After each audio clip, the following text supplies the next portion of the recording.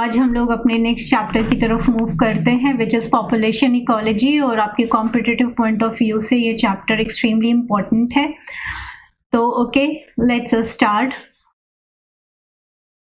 तो population ecology क्या होती है? पॉपुलेशन इकोलॉजी जो है ये हम लोग, और जब हम लोगों ने पूरा इकोलॉजिकल सब डिवीज़न पूरा फ्लो चार्ट देखा था तो वहाँ पे भी हम लोगों ने पॉपुलेशन इकोलॉजी की बात की थी और वो ऑटो इकोलॉजी में हम लोगों ने रिप्रेजेंट किया था। और अगर देखा जाए तो इस सब डिवीज़न में इंडिविजुअल इकोलॉजी और पॉपुलेशन इकोलॉजी की का डिस्कशन हम लोगों ने किया था। तो आज हम लोग मेजरली पूरे डिटेलिंग चैप्टर पे जा रहे हैं in respect with population ecology. और पॉपुलेशन अपने आप में ये टर्म जो है अपने एक्सप्लेनेशन को डिफाइन करता है, जहाँ पर हम लोग उससे रिलेटेड सभी स्ट्रक्चर और उसके डायनामिक्स, यानी कैसे उसका ग्रोथ पैटर्न है, बिहेवियर पैटर्न है और किस तरीके से वो जो पूरी स्पेसिफिक पॉपुलेशन है वो एनवायरनमेंट से इंटरैक्ट करते हुए खुद को ग्रो और सस्टेन रखती है, right. And why population ecology is important? Because अगर देखा जाए तो अगर कोई भी रेयर स्पीसीज है या एक्सटेंट होने के कगार पे है तो उसको किसी भी तरीके से मैनेजमेंट क्या किया जा सकता है, क्या ऐसे कंडीशंस अप्लाई किए जा सकते हैं कि उस स्पीसीज को एक्सटेंट होने से रोका जा सके। क्योंकि एक अच्छे एनवायरनमेंट प्लस इकोसिस्टम के लिए या पूरे जो नेचर ने एक सिस्टम मेंटेन किया है कि जितनी अच्छी डाइवर्सिटी होती है उतना जो कह सकते हैं जो वो इकोसिस्टम है वो सस्टेनेबल होता है और मेंटेन रहता है। तो that's why population ecology is important which works in individually. अगर कहा जाए तो उसके पूरे इकोलॉजिकल सस्टेनेबिलिटी की वहाँ पे हम लोग पूरी स्टडी करते हैं और उसके सारे प्रॉपर्टीज़ को देखते हैं। आगे बढ़ने से पहले हम लोग पॉपुलेशन को किस तरीके से हम डिफाइन कर सकते हैं या पॉपुलेशन एक्चुअली में क्या होती है। तो कोई भी ऐसे सिमिलर टाइप ऑफ इंडिविजुअल्स जो कि आपस में कैपेबल हो इंटरब्रीडिंग के लिए, वो एक कन्फाइंड जोन में रह रहे हों एक कन्फाइंड या सेम टाइम पर, तो वो हम डिफाइन करते हैं yes these group of individuals belong to a single kind of single population. तो हम लोगों ने क्या देखा? Group of individual of one type. तो one type is important. One type means कि एक काइंड ऑफ स्पीसीज। तो यहाँ पे हम लोग देख रहे हैं, राइट, यहाँ पे ग्रुप ऑफ आपको दिख रहा है। तो ये सभी जो है एक ही स्पीसीज है, एक ही इंडिविजुअल स्पीसीज को बिलोंग करने वाले इंडिविजुअल्स हैं और एक जगह पे वो रह रहे हैं, एक समय पर पाए जा रहे हैं, ठीक। ये कैपेबल है इंटरब्रीडिंग के लिए, राइट, और इंटरब्रीड आपस में ही करते हैं, वहाँ पे एक्सचेंज ऑफ जेनेटिक मटेरियल नहीं है। तो इसलिए इसको हम क्या कह सकते हैं कि सिंगल रिप्रोडक्टिव ग्रुप है, या ये भी कह सकते हैं ऐसा ग्रुप ऑफ इंडिविजुअल जो कि रिप्रोडक्टिवली आइसोलेटेड है, यानी वो आपस में ही इंटरब्रीड कर रहे हैं, तो जिसकी वजह से वो अपना खुद का एक जीन पूल मेंटेन कर रहे हैं। ओके, तो यहाँ पे हम लोग इस बात को भी देख रहे हैं कि population represent a genetic unit. Why genetic unit? Because they can interbreed and each individual carried a certain combination of genes. All the individual in a local population share a common genetic pool. तो अगर जो भी इसके पास genetic material है वही same genetic material इसके पास है, वही काइंड ऑफ जीन्स कह सकते हैं। जेनेटिक मटेरियल जो जीन्स है, जो नंबर ऑफ जीन्स हैं या जो उनका कॉम्बिनेशन है वो लगभग वो ऑलमोस्ट सेम है, ठीक, और वही मेंटेन किया जा रहा है, इसलिए हमें वो सेम टाइप ऑफ स्पीसीज हमें दिख रहे हैं। ओके, सो बट अगर पॉसिबली अगर देखा जा रहा है कि जेनेटिक इंफॉर्मेशन बदल रही है, बट उसके एक ही चीज़ें हो सकती हैं कि या तो ये पॉपुलेशन कोई जो बात कर रहे थे कि इसमें से कोई इंडिविजुअल जो है वो बाहर जाए किसी और ग्रुप ऑफ पॉपुलेशन और वहाँ पे अगर जाके वो इंटरब्रीडिंग स्टार्ट करिए तो ही जीन फ्लो पॉसिबल है, या उसके जो जेनेटिक कॉम्बिनेशन है वो बदल सकते हैं।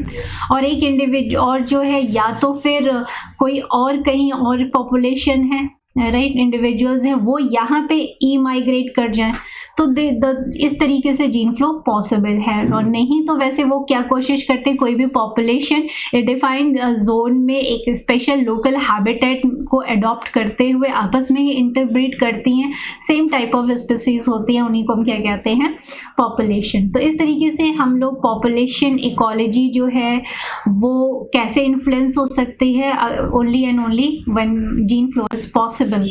तो इसलिए पॉपुलेशन इकोलॉजी जो है वो कैसे अफेक्ट हो सकती है on the basis of its population genetics, तभी वो रेगुलेट हो सकती है। Okay, so and also the population can act as evolutionary units and action of natural selection. तो अगर कोई भी म्यूटेशन है और वो फेवरेबल है तो वो इवॉल्व करने में और बेटर रोल प्ले कर सकता है, और भाई वो अगर वो कोई भी म्यूटेशन हुआ है वो उसके बेनिफिट के लिए है तो नेचुरल सिलेक्शन में वो जो ऑर्गेनिजम्स होंगे वो और अच्छे से अडॉप्ट कर लिए जाएंगे, और जिससे कि नए जीन्स जो बाय म्यूटेशन एंटर किए हैं तो वो क्या होगा उसमें they can lead to the evolution, and why? Due to the change in the frequency of genes over a period of generations. Okay, so next point is कि एक टर्म होता है, ये एक तरह से लोकल टर्म है जो कि कोई स्मॉलेस्ट ग्रुप ऑफ इंडिविजुअल्स हैं, राइट, वो आपस में ही इंटरब्रीड कर रहे हैं, तो उस सेंस में इसको क्या कहते हैं, डीम। तो यहाँ पे हम लोग नेक्स्ट देख रहे हैं कि हम लोगों ने ऑलमोस्ट क्या बातें कर ली कि यहाँ पे जो टर्म है, एक आ गया ऑटो इकोलॉजी, देन देस हम लोग ने सिंगल रिप्रोडक्टिव ग्रुप की बात की, जीन पूल की बात की, जीन फ्लो की बात की, एंड स्पेशल कॉन्सेप्ट की बात की। तो ये सारे ही terminology in the terms of population is very important, क्योंकि जो ऑटो इकोलॉजी है वो क्या है, पॉपुलेशन इकोलॉजी को ही हम लोग ऑटो इकोलॉजी कह रहे हैं। सिंगल रिप्रोडक्टिव ग्रुप की हम लोगों ने बात की, मींस दे कैन इंटरब्रीड, और वो इंटरब्रीड करने के बाद अपने जो जेनेटिक कॉम्बिनेशन है उसको मेंटेन करते हैं, उनका डिफाइन जेनेटिक कॉम्बिनेशन होता है जिसे हम जीन पूल कहते हैं। बट ये जो है कॉम्बिनेशन, ये शेयर या फ्लो तभी हो सकता है जब इमाइग्रेशन और आइमाइग्रेशन जैसा इवेंट हो, और स्पेशल कॉन्सेप्ट मीन्स जो वो पॉपुलेशन होती है, कोई भी स्पेसिफिक पॉपुलेशन वो एक कन्फाइंड जोन में होती है, उनका अपना एक कन्फाइंड हैबिटेट होता है, राइट। वहीं पर वो ग्लोबली देखे तो वो किसी न किसी एक एरिया में आके ही वो उसके लिए जो बेस्ट सूटेड हैबिटेट है वो वहीं रहना और अपने आप को ग्रो और इवॉल्व करना पसंद कर रही है। तो ये उसका होता है स्पेशल कॉन्सेप्ट। नेक्स्ट बात आती है कि क्यों पॉपुलेशन इकोलॉजी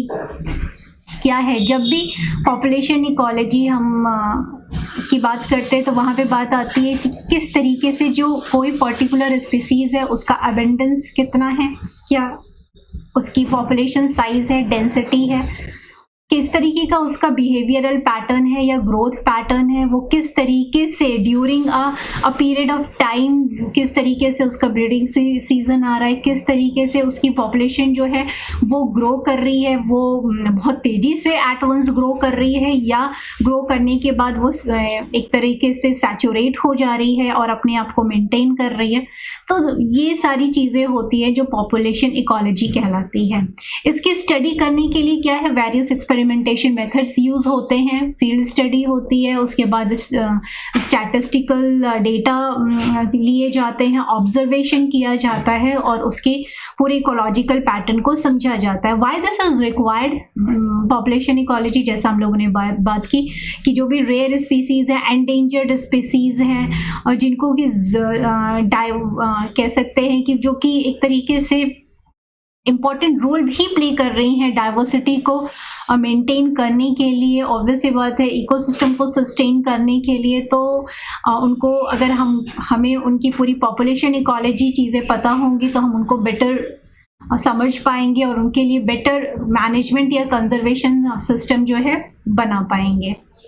तो ये सारी चीज़ें हैं जो कि बहुत ही ज़रूरी और रिक्वायर्ड होती हैं। अब नेक्स्ट हम लोग बात करते हैं टाइप्स ऑफ पॉपुलेशन की। तो टाइप्स ऑफ पॉपुलेशन, इसका सेंस ये है कि आप इसको ये समझ सकते हैं कि इंडिविजुअल के बेसिस पे यहाँ पे डिफाइन किया गया है। कहने का सेंस ये है कि अब यहाँ पे देख रहे हैं कि ये एक इंडिविजुअल है, डियर है, और ये एक इंडिविजुअल है, ये एक इंडिविजुअल है, और आप इसको पूरी अच्छी तरीके से आइडेंटिफाई कर सकते हैं कि this is one individual, this is second individual, और यहाँ पे ये जो है ये पूरी एक पॉपुलेशन बना रहे हैं, जहाँ पे यूनिटरी का मतलब ये है कि एक इंडिविजुअल जो है वो इजीली आइडेंटिफाई आप कर सकते हैं, तो इसको कहते हैं। और इस तरह के कई इंडिविजुअल एक पॉपुलेशन बना रहे हैं जिसको हम कह रहे हैं यूनिटरी पॉपुलेशन। अब हम लोग बात करते हैं इससे और क्या अलग पॉपुलेशन हो सकती है। बस इंडिविजुअलिटी के आधार पे हम इसको मॉड्यूलर पॉपुलेशन कह रहे हैं। तो यहाँ पे आप देख रहे हैं ये जो प्लांट है ये एक्चुअली में कैसे रिप्रोड्यूस हुआ है, ये सेक्सुअली रिप्रोड्यूस हुआ है। ये कैसे रिप्रोड्यूस हुआ है, ये सेक्सुअल रिप्रोडक्शन के बाद जो है ये प्लांट डेवलप हुआ। अब एसेक्सुअल रिप्रोडक्शन के बाद ये अपने डॉटर प्लांट्स बना रहा है। ये जो डॉटर प्लांट है ये एक्चुअली में क्या है, ये कनेक्टेड है। ठीक, तो अगर आपसे कहा जाए कि भाई इसमें इंडिविजुअल क्या है, तो इंडिविजुअल एक ये भी हो सकता है और ये भी एक इंडिविजुअल हो सकता है क्योंकि कनेक्टेड ही है। तो इस तरह की पॉपुलेशन को हम कहते हैं मॉड्यूलर पॉपुलेशन। ओके, तो अब जहाँ पे बात आती है कि अब यहाँ पे कुछ टर्मिनोलॉजी है इससे रिगार्डिंग कि जब इंडिविजुअल ब्रांच सेक्सुअल रिप्रोडक्शन से प्रोड्यूस हो रहा है तो उसे हम कहते हैं जेनेट। अब ये जो जेनेट है ये प्रोड्यूस करते हैं एसेक्सुअल रिप्रोडक्शन से जिस प्लांट को उसे हम कहते हैं रैमेट्स। ओके, तो रैमेट्स जो है it's a result of asexual reproduction, Janet is a result of sexual reproduction. Okay, अब जो पूरे अब इसी तरीके से जो ग्रुप ऑफ रैमेट्स होंगे वो एक्चुअली एक तरह के क्लोन ही बन रहे हैं जिसको हम कहते हैं क्लोन कह सकते हैं।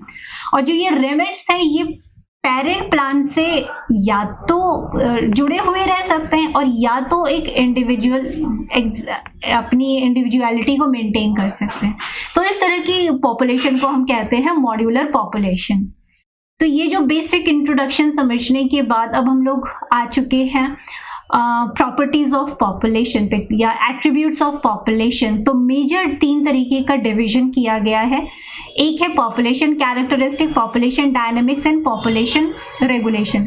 पॉपुलेशन कैरेक्टरिस्टिक्स में हम वो सारी चीज़ें कवर अप करेंगे जो कि किसी पॉपुलेशन के लिए के कैरेक्टर्स को रिप्रेजेंट करती है, जैसे वो किस तरीके से डिस्ट्रीब्यूटेड है, उसकी डेंसिटी कैसे कैलकुलेट करें या साइज उस पॉपुलेशन की कैसे कैलकुलेट करें, पॉपुलेशन डिस्पर्स किस पैटर्न में है, वो उसका लाइफ टेबल कैसा है, सर्वाइवरशिप उसकी कैसी है। तो ये सारी जो चीज़ें हैं ये पॉपुलेशन कैरेक्टरिस्टिक के अंतर्गत हम लोग देखेंगे।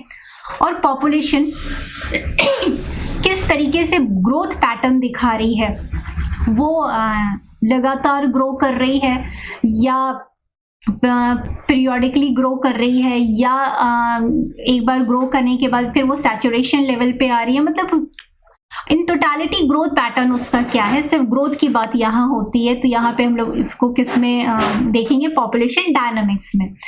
पॉपुलेशन कोई भी जो है वो रेगुलेट कैसे होती है वो हम लोग कैसे देखेंगे पॉपुलेशन रेगुलेशन में कि कौन से ऐसे फैक्टर्स हैं जो कि पॉपुलेशन को रेगुलेट कर रहे हैं। तो will discuss on this topic.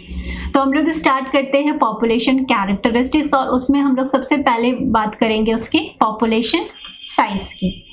तो पॉपुलेशन साइज क्या होती है कि कोई भी एक एरिया में कितने नंबर ऑफ इंडिविजुअल्स हैं, कितने नंबर ऑफ इंडिविजुअल्स हैं ये अगर हम पता करते हैं किसी एक एरिया में तो वो क्या होता है, उसकी पॉपुलेशन साइज होती है। अब इस पॉपुलेशन साइज में हम लोग बात करते हैं पॉपुलेशन डेंसिटी और उसके डिस्ट्रीब्यूशन पैटर्न की। ठीक, तो अब यहाँ पे जो टर्म आया कि पॉपुलेशन साइज और पॉपुलेशन डेंसिटी, तो हमें बस ध्यान में ये रखना है कि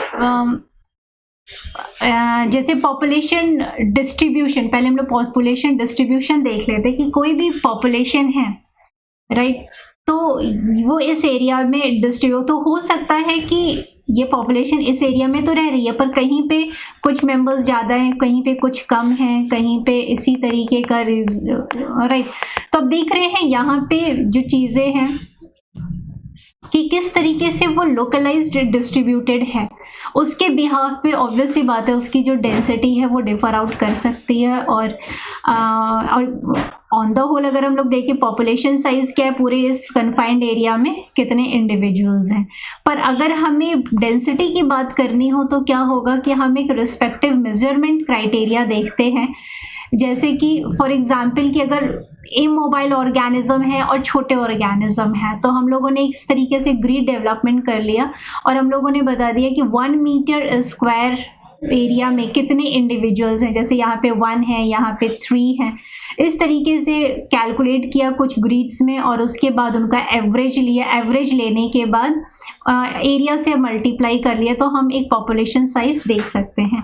तो पॉपुलेशन साइज ओवरऑल इसमें हम लोग देख रहे हैं और डेंसिटी का सेंस क्या है कि पर मीटर स्क्वायर या एक डिफाइंड मेजरमेंट हम लेते हैं। फॉर एग्जांपल छोटे ऑर्गेनिज्म के लिए तो 1 मीटर स्क्वायर काम कर जाएगा, बट अगर बड़े बड़े ट्रीज हैं तो वहाँ पे हम लोग क्या ले सकते हैं डेंसिटी के अकॉर्डिंग कि 1 हेक्टेयर में कितने प्लांट्स हैं, तो उस हिसाब से हम लोग एरिया वाइज पूरे उस एरिया में कितना पॉपुलेशन साइज है उन ट्रीज की वो कैलकुलेट कर सकते हैं।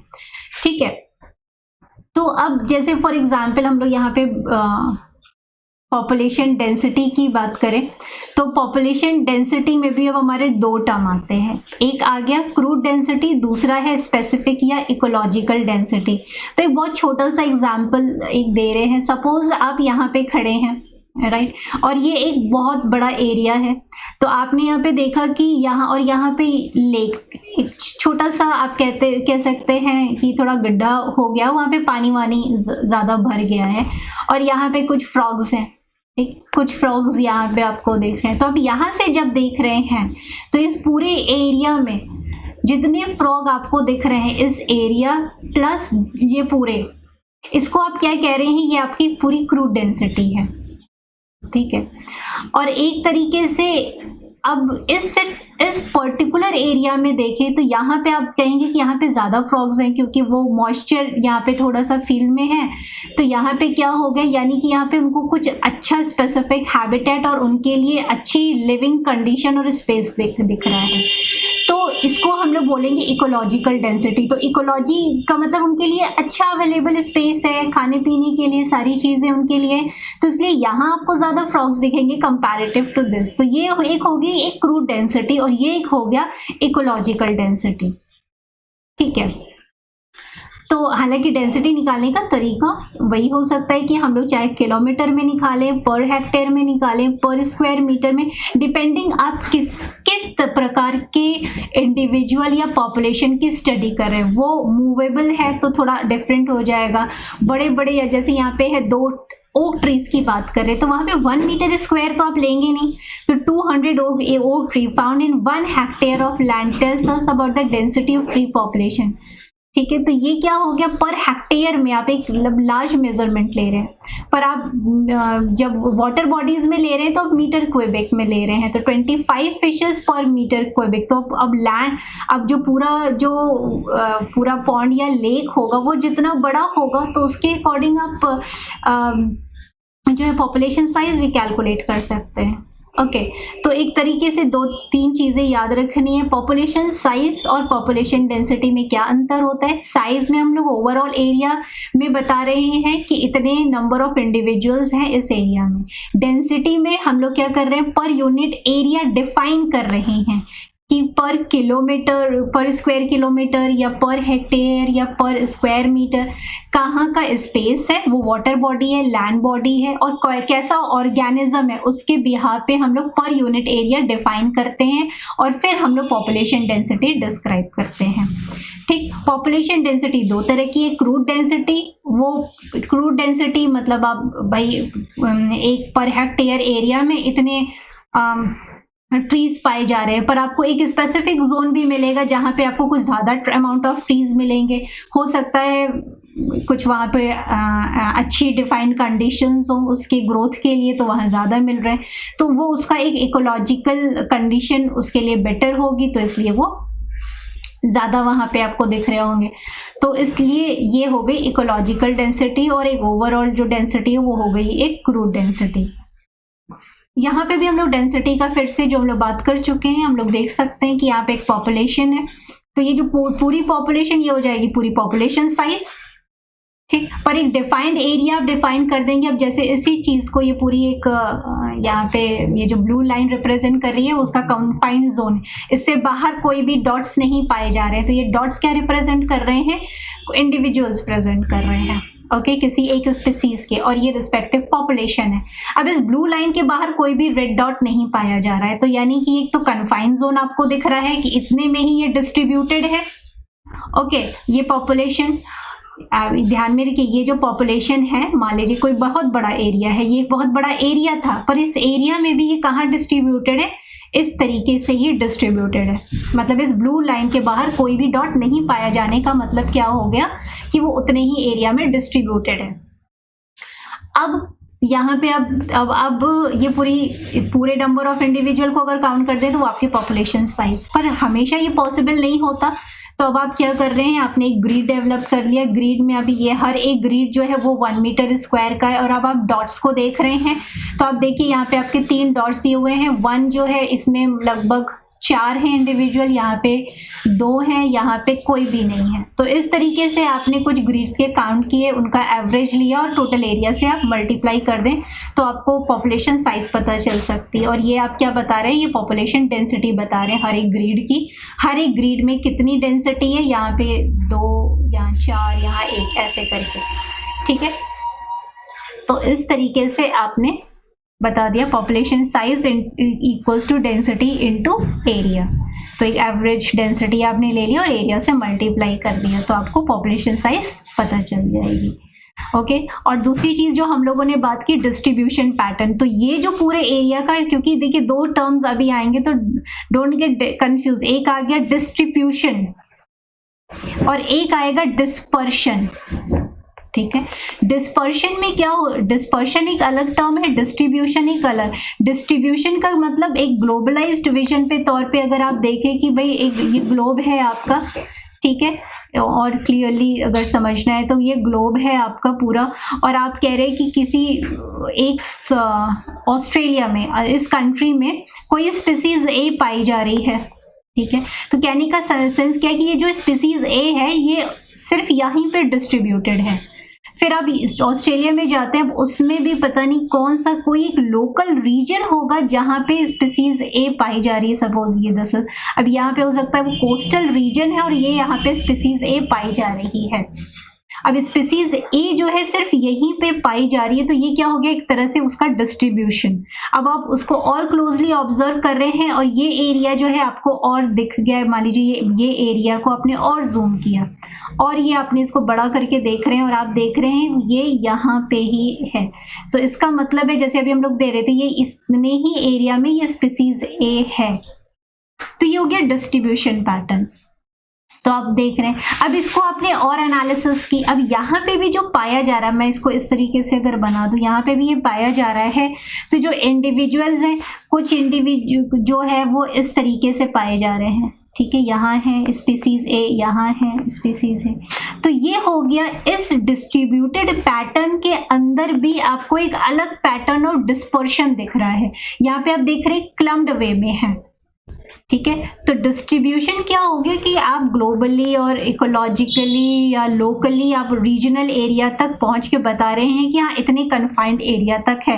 अब उस कन्फाइंड एरिया में पहुंचने के बाद अब फिर से आप उसकी एनालिसिस करें किस तरह का डिस्पर्शन पैटर्न है उस लोकल एरिया में भी, this is that local area, इसमें भी ये जो पाए जा रहे हैं वो किस तरीके से डिस्पर्स्ड हैं, वो पूरे एरिया में, लोकल एरिया में पाए जा रहे हैं इस तरीके से, या एक तरह से एग्रीगेट पैटर्न में पाए जा रहे हैं, तो वो होता है डिस्पर्शन पैटर्न, ओके। तो और दूसरी चीज़ यहाँ पे जो हम लोगों ने बात की, देखिए क्रूड डेंसिटी और इकोलॉजिकल डेंसिटी बहुत बहुत एक इम्पॉर्टेंट टर्मिनोलॉजी है, क्योंकि इस तरीके से फॉर एग्जांपल कि इस टर्म को भी हम लोग थोड़ा इलाबोरेट कर दें ताकि आपके समझने के लिए आसानी हो जाए कि जैसे for this is a pond full of water, right, okay. तो अब क्या है, इसमें फिशेज हैं, इसमें तमाम तरीके की फिशेज हैं, ठीक है, ये जो फिशेज हैं, हम इस तरीके से बनाए फिशेज हैं, तो ये पूरा डिस्ट्रीब्यूटेड है। पर जैसे सपोज अब क्या होगा, ये जो है किसी कारणवश जो है थोड़ा सूखा पड़ने लगा, ड्रॉट कंडीशन हो गई, तो अब मान लेते हैं ये जो है किसकी ये कुछ ऐसा हो गया कि पानी इतने मरी पे ही रह गया, तो अब आप देखेंगे कि क्या हो गया, यहीं पे फिशेज होंगे, अब इस एरिया में नहीं होंगी, कुछ ऐसी कंडीशंस हुई। तो क्वेश्चन भी इसी तरीके से प्लॉट किया जा सकता है कि कुछ कंडीशन के बाद क्या हो गया कि वो और अपने आप को भाई जहां जहां पानी रह गया वहीं पर अब पाई जा रही है। तो अब आप देख रहे हैं कि यहाँ पे क्या हो गया, यहाँ पे इस कंडीशन में आपको क्या दिख रहा था कि जो क्रूड डेंसिटी है वो ज्यादा है। अब यहाँ पे क्या हो गया, यहाँ पे आप देख रहे हैं कि वो एक कन्फाइंड एरिया में हो गई। अब यहाँ पे क्रूड डेंसिटी क्या हो गई है, पूरे भी तो पाई नहीं जा रही है, अब क्रूड डेंसिटी देखा जाए तो वो कम हो गई है, बट इकोलॉजिकल डेंसिटी क्योंकि अब इसी एरिया में, तो इकोलॉजिकल डेंसिटी बढ़ गई है। ओके, तो ये थोड़ा सा आपको दिमाग लगाना होगा। ओके, अब दूसरी चीज आती है कि जो डेंसिटी है उसको हम किन किन पैरामीटर से मेजर आउट कर सकते हैं। तो अगर देखा जाए तो देयर आर डिफरेंट मेथड्स की हम इसको पूरा मेजर कर सकते हैं। तो पहला तो मेथड है कि आप जो है हर एक ऑर्गेनिज्म को 1 बाय 1 काउंट करें, बट ये एक छोटे एरिया या कुछ ऑर्गेनिज्म के लिए तो पॉसिबल है, बट सबके लिए ये पॉसिबल नहीं है। दूसरा हो जाता है सैम्पलिंग मेथड। सैम्पलिंग मेथड में क्या होता है कि हम किसी पॉपुलेशन के कुछ ऑर्गेनिज्म को लेते हैं, उन्हीं के बिहाफ पे फिर पूरी पॉपुलेशन डेंसिटी या पूरे पॉपुलेशन अबेंडेंस को या साइज को कैलकुलेट करते हैं। तो इस सैम्पलिंग मेथड में दो मेथड्स आते हैं, एक होता है यूज ऑफ क्वाड्रेट और एक आता है कैप्चर रिकैप्चर मेथड। ओके, तो यूज ऑफ क्वाड्रेट में क्या होता है, सिंपल वही कि आपने एक पूरा एक इस तरीके का लकड़ी का ब्लॉक देखा होगा, उसमें ग्रिड्स बने होते हैं, ठीक है, और ये आपने क्या किया कि फील्ड में जाके आपने इसको ड्रॉप किया, इस क्वाड्रेट को ड्रॉप किया, और जो इमोबाइल ऑर्गेनिज्म है कुछ आपको इसमें ग्रिड में आपने नंबर ऑफ ऑर्गेनिज्म कैलकुलेट कर लिए। कैलकुलेट करने के बाद आपने एवरेज ले लिया और उस एवरेज के बिहाफ पे आप पॉपुलेशन साइज जो है कैलकुलेट कर सकते हैं, जैसा कि आपको इस डायग्राम में यहाँ पे दिख रहा होगा, ठीक है। तो बेसिकली ये देखा जाए तो इमोबाइल ऑर्गेनिज्म और स्लो मूविंग ऑर्गेनिज्म के लिए तो ठीक है, या प्लांट्स के लिए ठीक है, या और थोड़ा सैंपल साइज भी थोड़ा कम हो तो सही है, ठीक। तो ये होता है दिस इज क्वाड्रेट। पर बेसिकली देखा जाए तो मेन और भी हैं, ट्रांजैक्ट मेथड होते हैं, लाइन ट्रांजैक्ट मेथड होते हैं, बट हम लोग उस पे नहीं जाएंगे। मैं बेसिकली जो आपके एग्जाम के लिए बहुत इंपॉर्टेंट है उसकी बात करते हैं। तो चलिए हम लोग बात करते हैं कैप्चर रिकैप्चर और मार्क रिकैप्चर मेथड की। इस मेथड में क्या होता है कि हम पॉपुलेशन में ऑर्गेनिजम्स को कैप्चर करते हैं और उनमें टैग लगाते हैं, जैसे कि इस यहाँ पे आपको दिखाया है कि फिश को लिया है, यहाँ पे टैग है, यहाँ पे देखिए रेड कलर का टैग बोर्ड्स में किया गया, यहाँ पे ये टैगिंग कर दी गई, ठीक है। तो मार्क किया गया, मार्क कैसे कर रहे हैं, कोई टैग इनपुट करके टैग, और उसके बाद उनको छोड़ दिया गया। नेक्स्ट टाइम फिर से एक सैंपल को पकड़ा गया और उसमें ये देखने की कोशिश की गई कि कितने टैग वाले कैप्चर में आए। ओके, तो उसके बिहाफ पे एक फॉर्मूला यूज करके हम जो है कैलकुलेट कर सकते हैं टोटल नंबर ऑफ मतलब population, right, number of individuals. तो अब हम लोग जो है उसी मेथड को अप्लाई करने जा रहे हैं।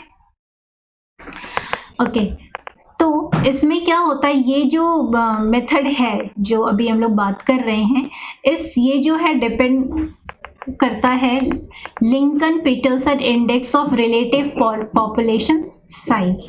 तो इसमें कुछ एजम्पशंस हैं दैट मस्ट बी फॉलोड। तो वो एजम्पशन क्या है कि ये जो मेथड है इसमें हमें ध्यान में क्या रखना है कि जो सैम्पलिंग हो वो रैंडम हो। ऐसा नहीं है कि आप किसी स्पेसिफिक किसी पॉपुलेशन में गए, अब आपको मान लीजिए किसी स्पीसीज सपोज डियर की आपको पॉपुलेशन जो साइज है वो पता करनी है, तो ऐसा नहीं है कि आप जा रहे हैं तो जो बहुत ही मोटे या हेल्दी डियर हैं उन्हीं के लिए सेलेक्टिव है, बाकी को छोड़ दे रहे हैं, तो नहीं, हर ही के लिए आप इक्वल प्रोबेबिलिटी दे रहे हैं, चाहे वो उसका बेबी हो या एडल्ट हो, हेल्दी हो, वीक हो, दैट डजंट मैटर। आप बस कैप्चर कर रहे हैं, पकड़ रहे हैं और उसमें आपने टैगिंग कर दी, ठीक है। मार्क्ड इंडिविजुअल, अब उसके टैगिंग करने के बाद उनको जब आप रिलीज कर रहे हैं तो रैंडमली रिलीज कर रहे हैं, यानी उनको पूरा चांस मिले कि वो फिर से अपनी ही पॉपुलेशन के साथ पूरा घुल मिल जाए, मतलब उसमें मिक्स हो जाए, ठीक है, तो फिर कैलकुलेशन ज्यादा सही होगा, ठीक। तो that should be randomly distributed throughout the population so that second sample will accurately represent the population. Okay, now next assumption जो थर्ड, ये हो गया पहला, दूसरा और तीसरा। जो थर्ड assumption है, the ratio of marked and unmarked individual must not change between the sampling period।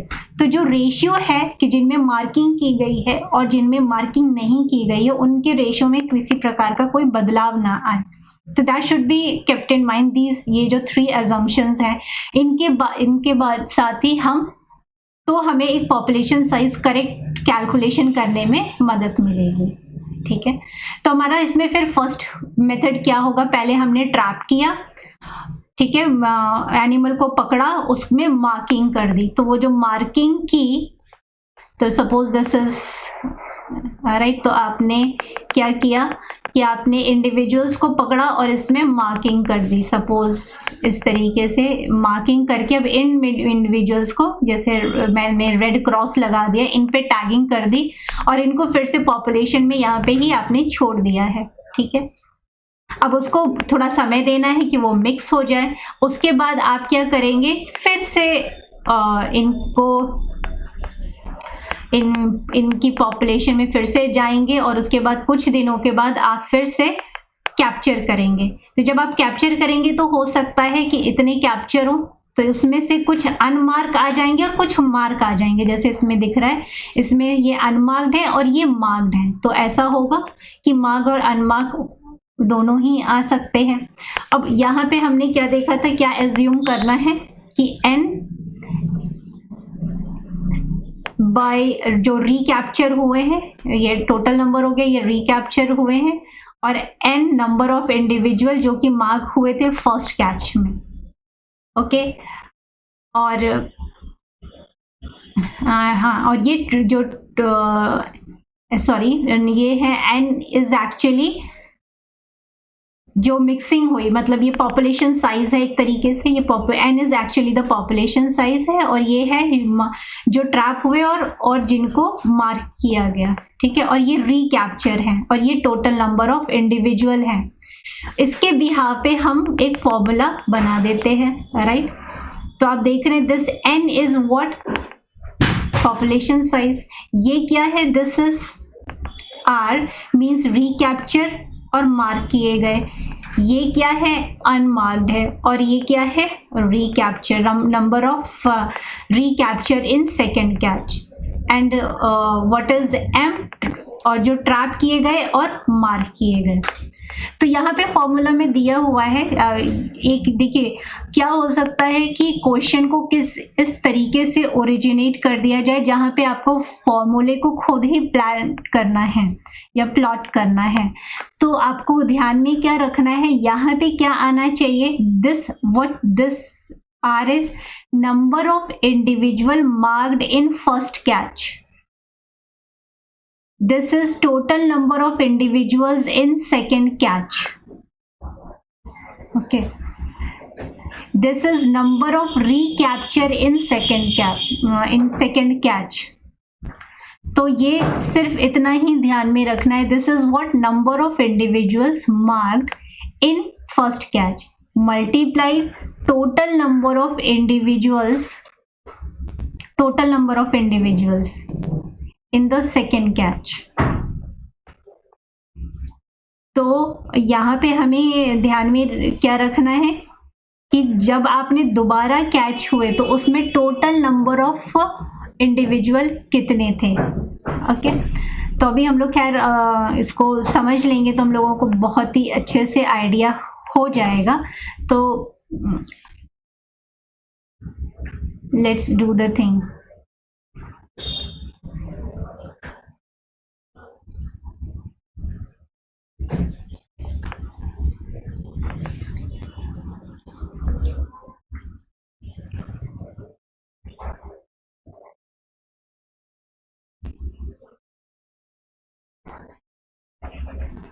Okay, तो चलिए हम लोग एग्जाम्पल से समझते हैं तो हम लोग को ज़्यादा क्लियर होगा. ओके, तो suppose 50 deer are capture, 50 deers जो है वो कैप्चर किए गए, मार्क किए गए और रिलीज कर दिए गए. ठीक है, अब क्या हुआ, एक हफ्ते बाद फिर से आपने लगभग 100 डियर को कैप्चर किया, जिसमें 10 जो है वो क्या पाए गए, 10 जो है they are found to have marking already.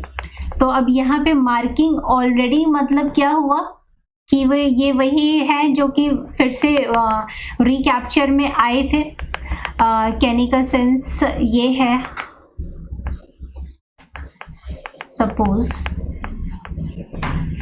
these are those 50 deer which were captured, right. और उसके बाद क्या हुआ, वो पॉपुलेशन में मिक्स कर दिए गए.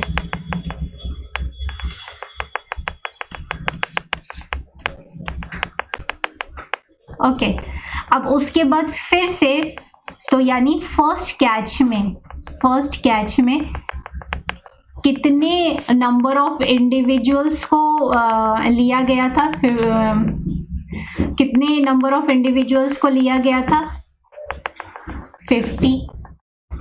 जैसे हम लोगों ने देखा था, फॉर्मूले को चेक करते हुए नंबर ऑफ इंडिविजुअल मार्क, तो कितने मार्क किए गए, 50 मार्क किए गए. ठीक, नेक्स्ट हम लोग का क्या है, एक हफ्ते बाद 100 deer were captured and 10 are found to have marking already. तो कितने, मतलब इसमें क्या आ जाएंगे, मल्टीप्लाइड बाय 100.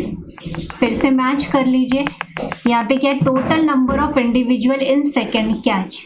तो कितने नंबर कैच हो गए. अब इसमें क्या होंगे, इसमें कुछ जो है ये वाले जो है 100 में, इसमें कुछ टैगिंग वाले होंगे, कुछ अनटैगिंग वाले होंगे. ओके, अब उसके बाद आपने क्या किया, 10 ऐसे थे जिनके पास मार्किंग थी, तो उनको हम लोग क्या कहते हैं, आर. तो हम लोगों ने क्या कर दिया, दिस. तो अब यहाँ पे हमारे पास क्या आ गया, 50 इंटू 100 डिवाइडेड बाय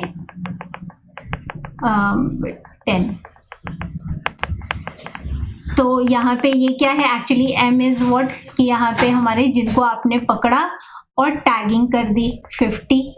उसके बाद टोटल नंबर ऑफ इंडिविजुअल कितना आए आपके सेकंड कैच में, और जितना सेकंड कैच में आए होंगे तो ऑब्वियस सी बात है इसमें रिकैप्चर भी होंगे और अनकैप्चर भी होंगे. यानी जिनमें कुछ ऐसे होंगे जिनमें टैगिंग लगी होगी, क्या थे, 10 थे वो लगभग, है ना, यहाँ पे 10 थे.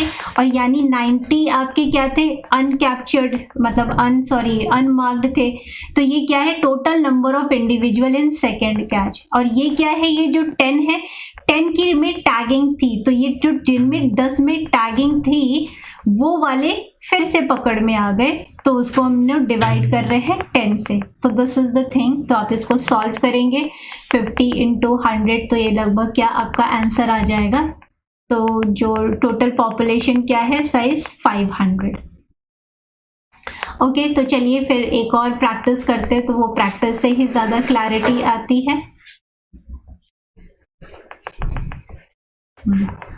Suppose that in sampling a population of rabbit, a biologist capture and tags 39 rabbits. तो अब क्या हो गया, यानी पहले कैच में पकड़ा और 39 rabbits जो हैं वो आ गए, राइट. तो यानी 39 हो गया. After their release, the ratio of marked of rabbit in the to the number of tagged or marked rabbits, this is n by m. During the second sample period, the biologist captured 15 tagged rabbits and 19 unmarked. देखिए यहाँ पे थोड़ा सा चीजों को change कर दिया गया, तो 15 और 19 कितना हो जाएगा, 934. तो ये जो आपका हो जाएगा total number of individual in second catch. अभी बात हुई थी, जैसे यहाँ पे ही हम लोगों ने बात की थी कि ये जो 100 है, 100 में कौन कौन है, 100 में 10 जिनकी टैगिंग भी हुई थी, वो 50 में से ही जो 50 जिनको आपने टैगिंग की थी उसमें से दूसरी बार जब आपने पकड़ा तो 10 फिर से टैगिंग वाले आ गए, पर 40 तो नहीं आए. ठीक है, तो बट 100 है तो यानी अनकैप्चर कितने थे या क्या अनमार्क्ड कितने थे, 90 थे, तो इसलिए यहाँ पे 100 है. तो अब यहाँ पे इसी चीज को समझना है. ठीक है, तो यहाँ पे क्या हो गया, 39 हमारे पास आ गए. और सेकंड कैच में टोटल इंडिविजुअल्स हमें कितने हैं भाई, कितने टैगिंग वाले मिले, जो टैगिंग वाले मिले हम उसको आर से रिप्रेजेंट कर रहे हैं, और टैगिंग वाले नहीं मिले जब हम दोबारा पकड़ने गए उनको हम यू से रिप्रेजेंट कर रहे हैं. तो R plus U is actually कि total number of individual during the at the time of second catch. तो ये कितना हो गया टोटल 34. ओके, और जो ये क्या होता है कि जब आप दोबारा सैम्पलिंग के लिए गए तो कितने ऐसे थे जिनमें टैगिंग लगी हुई थी, तो यहाँ पे दिखाया है ना 15 टैग्ड थे, तो 15 से आप डिवाइड कर देंगे. तो जब डिवाइड करेंगे तो total result will be 88.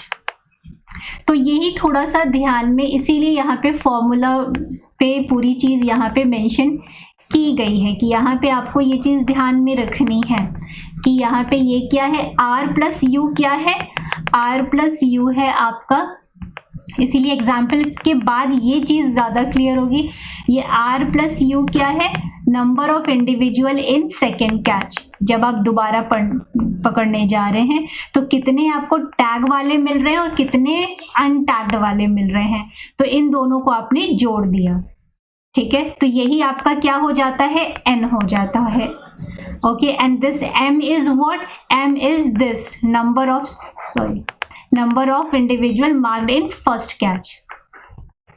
Okay, number of individual in marked in first catch. तो जब आपने पकड़ा था और टैगिंग की थी तो वो किससे आप कर रहे हैं, m से कर रहे हैं.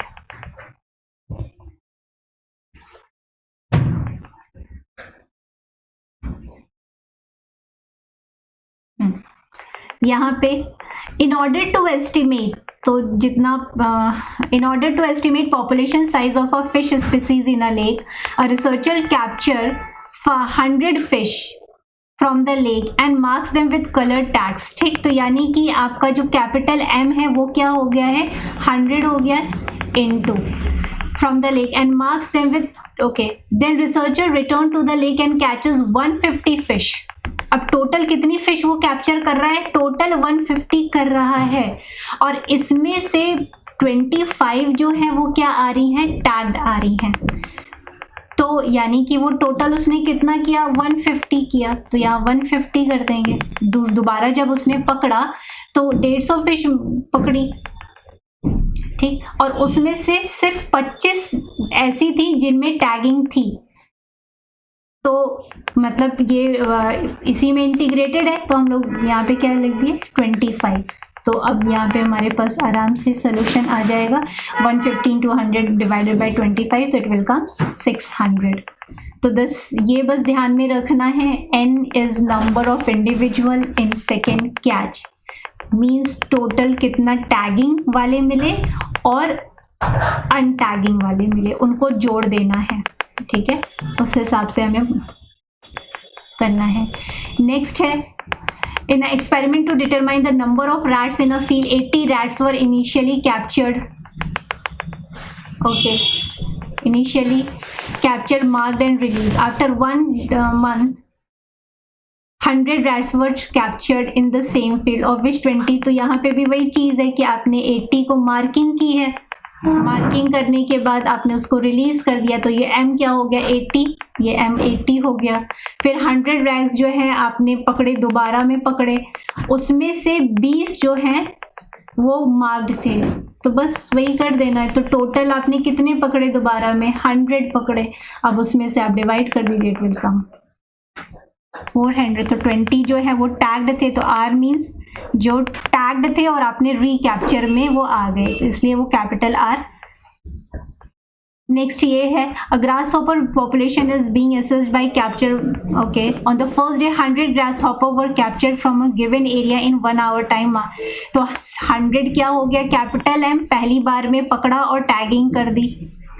फिर नेक्स्ट डे जब आप गए तो ड्यूरिंग रीकैप्चर 10 मार्क्स एंड 90 अनमार्क्स। तो अब आप ऐसे कर सकते हैं, यहाँ पे क्या आ गया, बोल रहे 10 मार्क मिले और ये अलग अलग इन्फॉर्मेशन। एक तरीका हो सकता था इसी इन्फॉर्मेशन को जो और लोगों ने दिया कि जब सेकेंड टाइम में गए तो लगभग 100, अगर हम इसी बात को ऐसे कहें, जब सेकेंड टाइम में गए तो 100 सैंपल लिए गए और 100 सैंपल में से 10 जो थे वो मार्क्ड थे। तो आप क्या करते, यहाँ पे 100 लिख देते और डिवाइडेड बाय 10 करते। यहाँ पे भी इसी बात को दूसरी तरह से कहा गया है कि जब नेक्स्ट डे गया तो 10 टैग्ड मिले और 90 अनमार्क्ड मिले, तो इसको जोड़ देंगे क्योंकि सेकेंड सैम्पलिंग में टोटल नंबर ऑफ इंडिविजुअल आपने कितने लिए, तो कितना हो गया 90 + 10, तो यहाँ पे क्या हो गया 100। तो 100 × 100 divided by 10, it will come 1000। Okay, तो यहाँ पे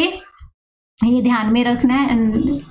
अब ये क्वेश्चन है एक, आप इसको देखिए और फिर क्वेश्चन को सॉर्ट आउट करें कि ये वैसा ही क्वेश्चन है, किस तरीके से आप जो है आप मेंशन मतलब जो फॉर्मूला है उसको डेवलप करें। वैसे अब ध्यान से देखें तो बहुत इजी है, इसीलिए जो हम लोगों ने बाबा फॉर्मूला बेसिस चीज़ को यहाँ पे मैंने जैसे बोला, इस चीज़ को समझना बहुत बहुत ज़रूरी है। तो ये जब समझ में आ जाएगा तो क्वेश्चन भी करना आसान होगा, और अगर कोई और यहाँ पे आपको सिंबल्स दे तो आप कंफ्यूजन आप में ना क्रिएट हो। तो this is literally very important. और रेशियो किस तरीके से होना चाहिए ये हम लोगों ने बात की, और उसके बाद सारी चीज़ों की। ओके, नेक्स्ट अब हम लोग बात करते हैं डिस्पर्सन की। तो डिस्पर्सन में अगर हम लोग बात करें तो डिस्पर्सन क्या होता है, जैसे अभी हम लोगों ने बात की थी कि अब ओके यस, सो डिस्पर्सन में क्या होता है, जिसमें हम लोगों ने अभी डिस्क्राइब भी किया था कि हम लोगों ने डिस्ट्रीब्यूशन पैटर्न को समझा कि किसी कन्फाइंड एरिया में कोई पॉपुलेशन पाई जा रही है। ठीक है, अब यहाँ पे ये जो पॉपुलेशन है वो किस तरीके से डिस्पर्स्ड है, फैली हुई है। ठीक है, एक हो गया डिस्ट्रीब्यूशन, एक हो गया किस तरीके से वहाँ पे वो अरेंज्ड है, उस लोकल एरिया में भी वो किस तरीके से अरेंज्ड है, तो इसको हम कहते हैं डिस्पर्शन पैटर्न उसका। तो यहाँ पे हमारे पास दो मेजर डिफाइंड तरीके हैं, स्पेशल एंड टेम्पोरल। तो स्पेशल मीन्स क्या होता है, विद रिस्पेक्ट टू स्पेस, वो कोई भी वहाँ की जो पॉपुलेशन है, एक जो इंडिविजुअल्स हैं एक दूसरे से कितनी दूरी पर हैं, राइट, वो होता है स्पेशल अकॉर्डिंग टू स्पेस, तो वो होता है स्पेशल डिस्पर्शन पैटर्न।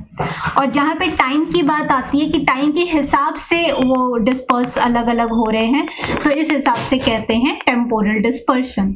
तो स्पेशल में हमारे 3 मेजर आते हैं, यूनिफॉर्म, रैंडम एंड क्लम्प्ड। तो देखते हैं इनके फीचर्स। तो अगर हम लोग देखें रेगुलर और यूनिफॉर्म डिस्पर्सन पैटर्न में हमारे पास क्या आ रहा है, क्या होता है, तो यहाँ पे सिंपल डायग्रामेटिक प्रेजेंटेशन से ही बहुत क्लियर है कि जब भी और इंडिविजुअल, ये जो पॉपुलेशन है इसमें जो इंडिविजुअल है वो यूनिफॉर्मली स्पेस्ड है, एक निश्चित दूरी पर ही ये लोग फैले हुए हैं, सेपरेटेड हैं, तो इसको हम कहते हैं uniform dispersion.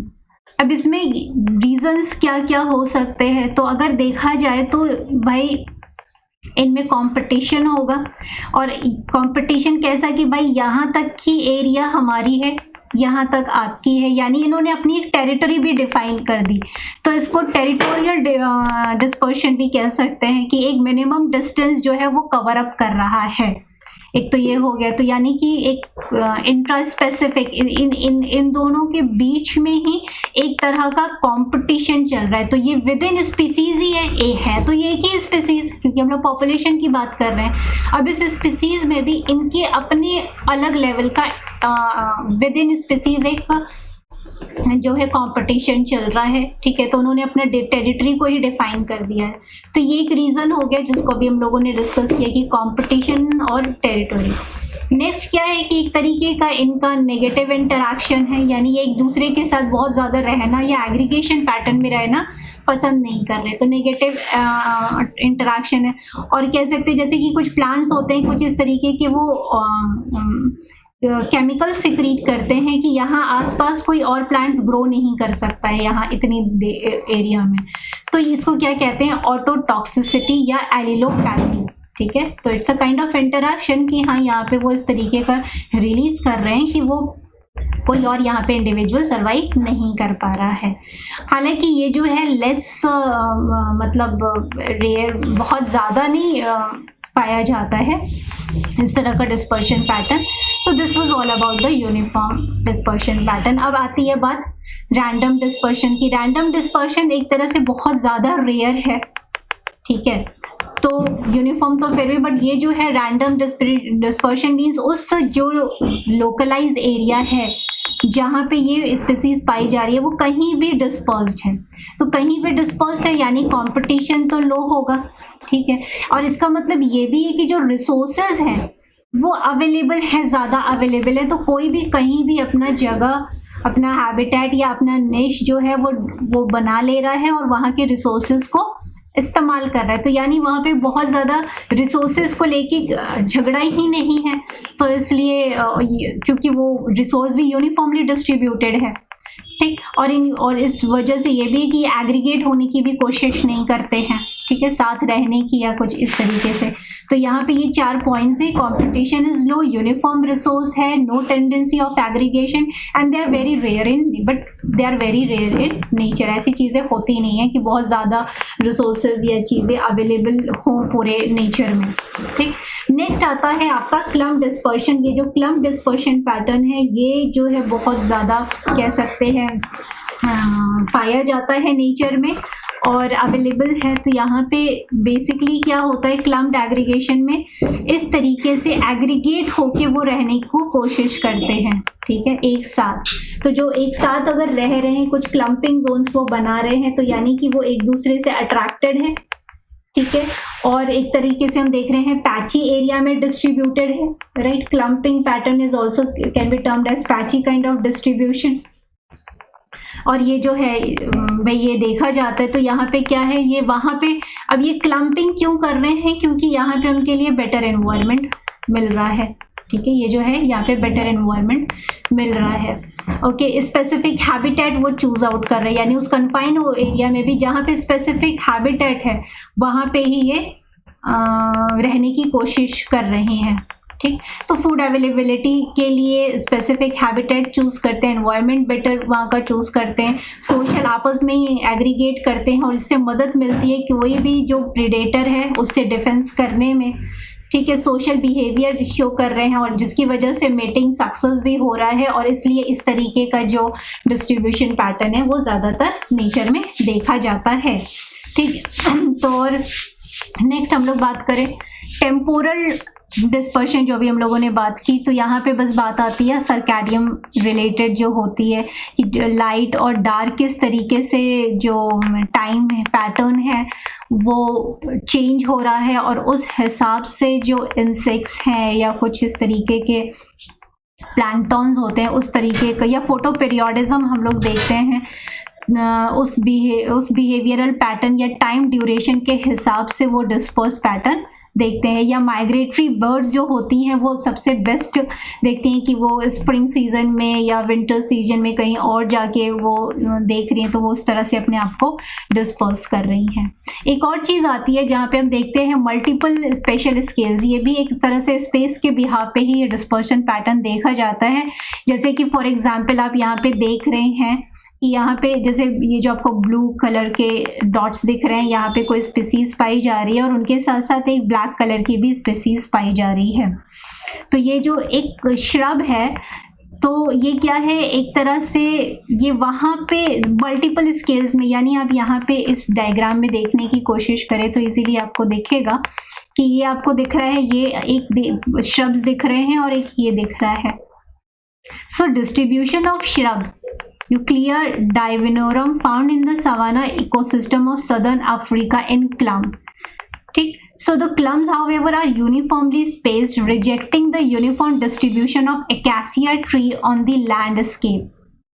The regular distribution of acacia tree is a function of competition among neighbours individual और वाटर। तो यहाँ पे क्या बोल रहे कि भाई ये जो अकाशिया ट्री है, यार इन द ब्लैक आप देख रहे हैं यहाँ पे क्या है, this is acacia tree, acacia tree है और उसके साथ साथ इर्द गिर्द क्या ग्रो कर रहा है, यूक्लिया, राइट।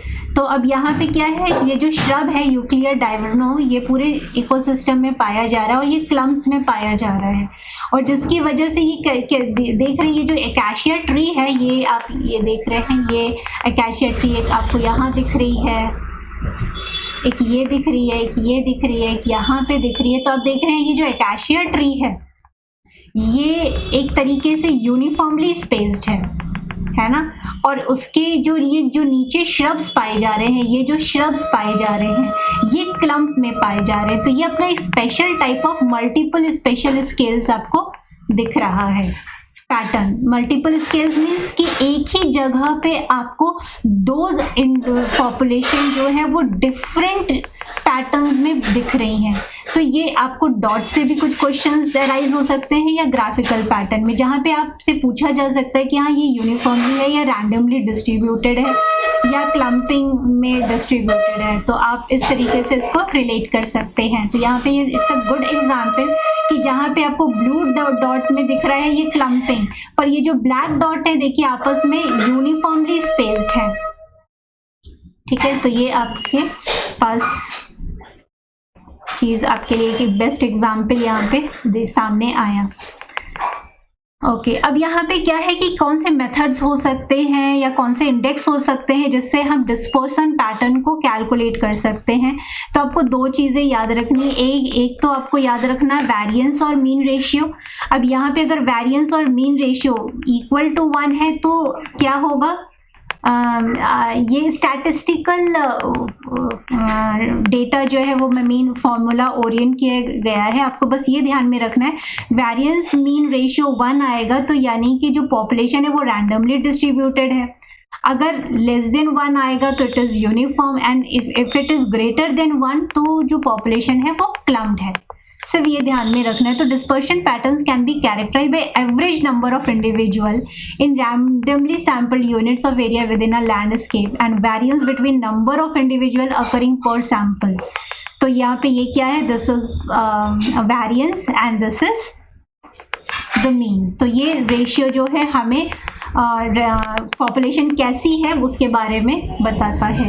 एक और है जहाँ पे हम लोग बात करते हैं Clark Evans nearest neighbour method जो है, इसमें R equals to mean distance into 2 root density. तो ये जो है ये इसके बेसिस पर बताया जाता है कि क्या हो सकता है। तो इस केस में भी that good thing is that कि आपको कोई कंफ्यूजन नहीं ओरिएंट करना है, यहाँ पे भी आपको सेम चीज अप्लाई करना है कि if R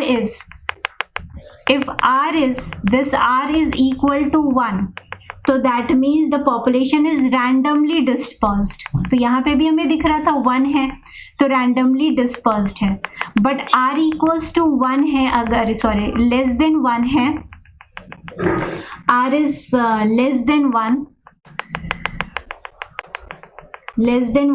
the population is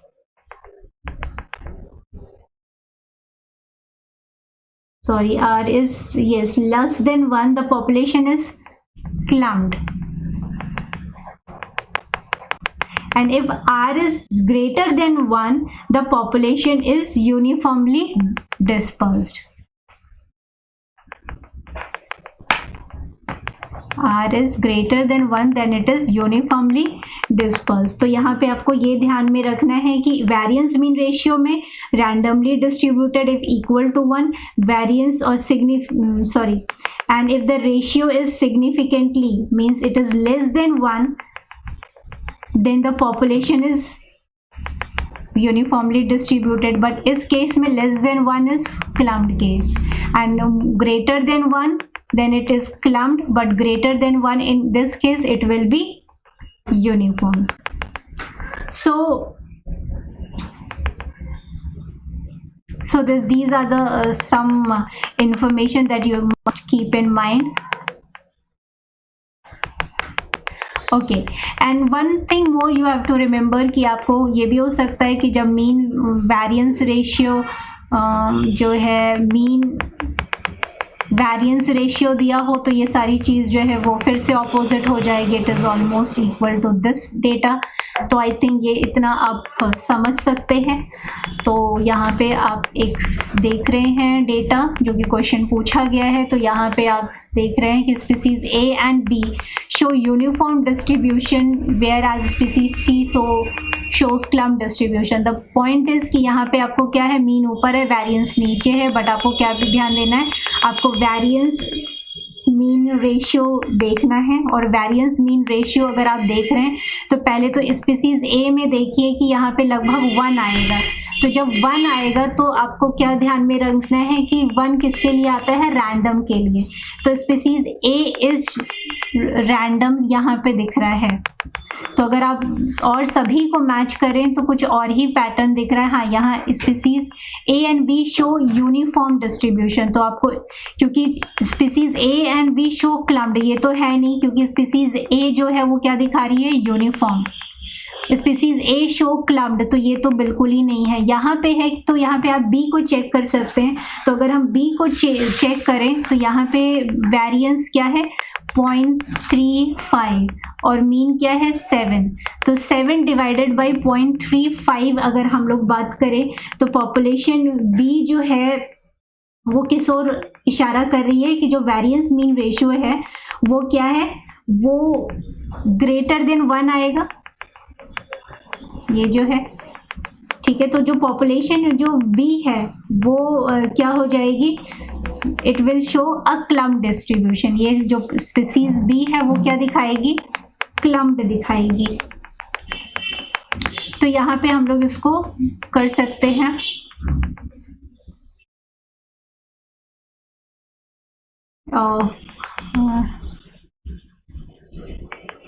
I think कुछ गड़बड़ हो गया. यहाँ पे हम लोगों ने स्पीसीज A को क्या रखा था कि species A is equal to 1. तो ओके, दिस इज, हाँ, A is randomly distributed, this is randomly distributed, and B is uniform, and species C is